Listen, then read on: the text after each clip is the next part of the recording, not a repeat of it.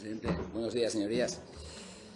Bueno, el 24 de septiembre de 1817 nacía Ramón Pérez y Camposorio, pues así nació. Lo que pasa es que es conocido en la historia por el segundo apellido de su padre, que se lo cambió, y es Ramón de Campoamor y Camposorio, como pasó la historia. Nacía en Asturias, nacía concretamente en el centro de la localidad de Navia. Además, nacía de dos familias de ilustre, digamos, pedigrí, por decirlo de alguna manera, asturiano, puesto que los Camposorio desde el siglo XV al menos estaban documentados en la zona de Navia, y su padre era de una familia vecina del concejo vecino de Coaña, también con honda raigambre asturiana.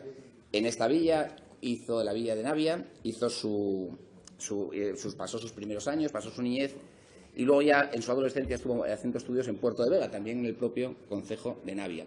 Y por si resaltaba poco su vinculación a esa zona y a lo tradicional de esa zona, vivió en un palacio, que es el Palacio de Camposoria, en la zona de Piñera, dentro del concejo de Navia, que es bien de interés cultural del Principado de Asturias, por lo cual podemos decir que la vinculación a Navia en concreto creo que es fácilmente demostrable.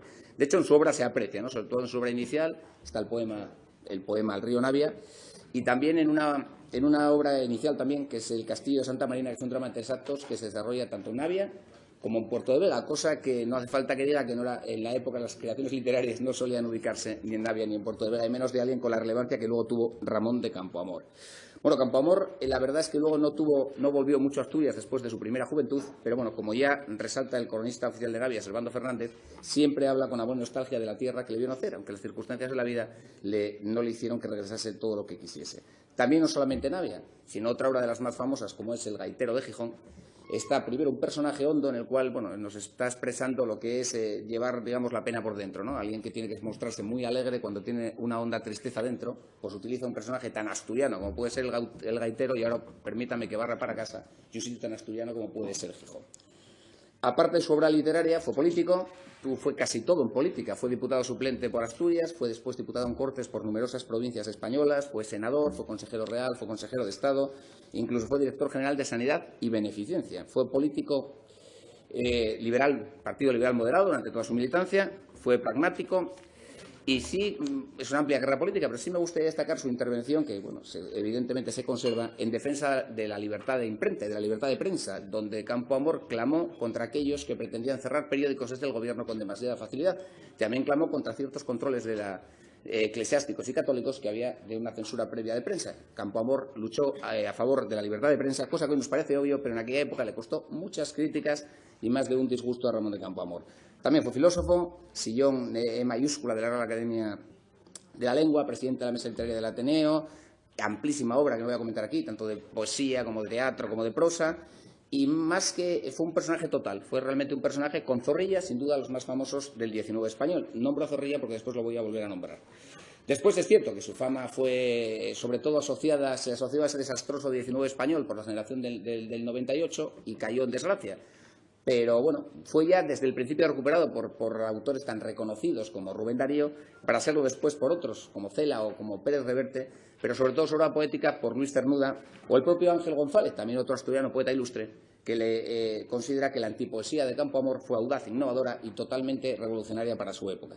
Pero miren, más allá de su obra, lo que yo les voy a pedir que voten aquí no es por político ni es tampoco por literato, sino por la impronta que ha dejado, por la impronta cultural que ha dejado no solo en Asturias, sino en España y en el mundo. Decían que tú realmente eres alguien cuando te ponen en una calle, en una conversación, y alguien le añade, no, cuando te ponen en una calle dura a través del tiempo. Por esto que te pongan en una calle y te la quiten en España ha sido bastante usual. Bueno, pues 200 años después, calles con el nombre de Ramón de Campoamor, por supuesto, en Asturias, como no en Navia, también en otros municipios como Corbera de Asturias, hay colegios públicos en Navia o en Gijón.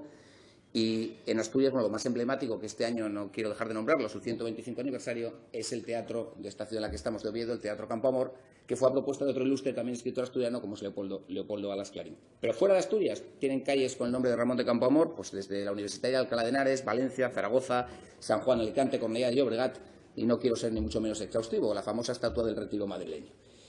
Pero va más allá todavía de España. También es reconocido en múltiples calles por toda Hispanoamérica, tanto en Buenos Aires, San Lorenzo en Paraguay o Monterrey en México. Y mire, aquí quiero pararme, porque en Ciudad de México, el 21 de febrero, se celebraba el 38º Salón Internacional del Libro del Palacio de la Minería de México, también un nombre de mucha resonancia asturias, el Palacio de la Minería. no es un certamen más, es probablemente, si no es el más, está entre los más importantes certámenes del mundo literarios en español, en lengua castellana. Una semana entera de actos. Bueno, pues el día central, que es el sábado, a las 7 de la tarde hora central, un homenaje, un bicentenario a Ramón de Campoamor. Y esto es lo que quería reseñarlo por algo, independientemente de lo literario. Para ver la relevancia que le dieron, Gastón Melo, que es un actor muy famoso en México, aquí, bueno, solo es conocido quizás por los crímenes del padre Amaro, pero es muy famoso, hizo un recital poético. ¿Pero qué pasó? Que presentó el personaje. ¿Y de qué se habló? De Asturias, de la verde y maravillosa Asturias, de la cultura de Asturias, para hablar, por supuesto, después de Ramón de Campoamor.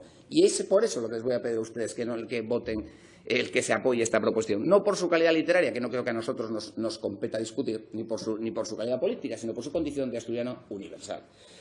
Y que apoyen los actos que se celebren, que han sido impulsados por la Fundación Patronato Histórico Artístico de Orihuela, pero, como bien dice la proposición, y cuantas administraciones y entidades en ella participen.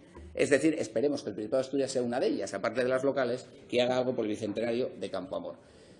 Ya esta proposición fue aprobada por el Ayuntamiento de Navia, nada más empezar el año, y ahora sí quisiera explicarles, vuelvo a Zorrilla. Vamos a ver, fueron dos probablemente de los personajes más importantes del siglo XIX, literarios.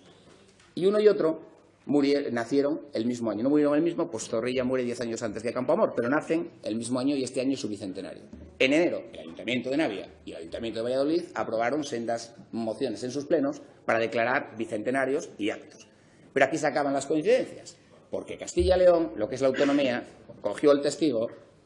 Hay actos oficiales de la Junta de Castilla y León, entre los cuales se incluyen giras teatrales por toda Castilla y León, recitales poéticos, actos de iniciación a la lectura en las bibliotecas de toda Castilla y León por el bicentenario de Zorrilla, y aparte de todo esto, le dan una relevancia en su itinerario cultural que tiene el siguiente al final, consecuencia práctica. Mira, ha habido una feria de turismo ahora mismo en Berlín.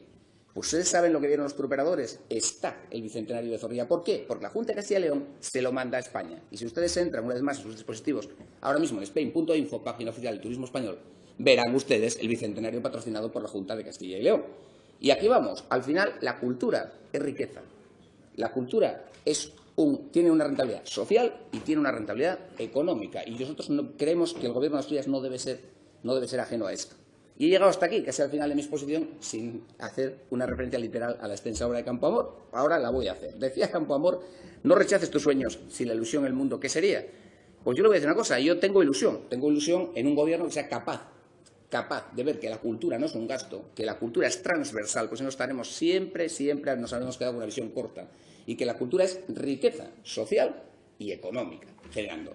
Esa es mi ilusión. Yo sé que es una ilusión que quizás no se cumpla, sobre todo si no cambiamos al Gobierno, pero como estamos en la Cámara y de momento no somos el Gobierno, lo que le pido es a esta Cámara, que la Cámara, como dice siempre el señor Lastra, ahora ausente, que oriente al Gobierno, pues nosotros orientamos al Gobierno y quiero orientar a los diputados a que apoyen esta iniciativa por el bien de Asturias y el recuerdo de nuestro estudiante universal. Gracias.